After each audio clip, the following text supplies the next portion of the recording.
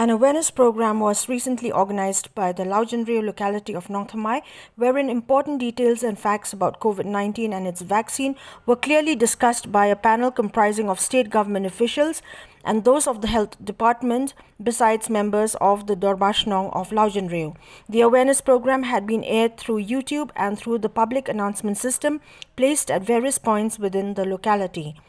Speaking during the program, the Deputy Commissioner of East Khasi Hills and also a resident of Laujanrio, Isawanda Lalu, urged upon all residents of the area to stand together and fight against the COVID-19 virus by strictly adhering to the protocols issued by the Health Department and the District Administration, and also by getting themselves vaccinated against the virus.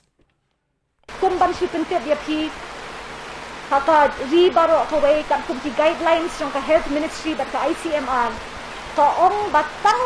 lada ka positivity rate jongi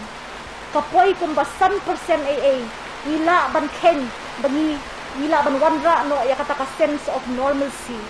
kumbalong menta ka positivity rate haka district jongi kadang long kaba minong no kaba high kaba nimpat la ban kinjo ya kata ka 100% hakini kisni kadang long hikum bakatway kat arpesen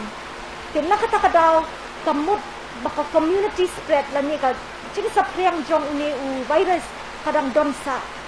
bat menta ngiyo I ba uni uknyang jing pangru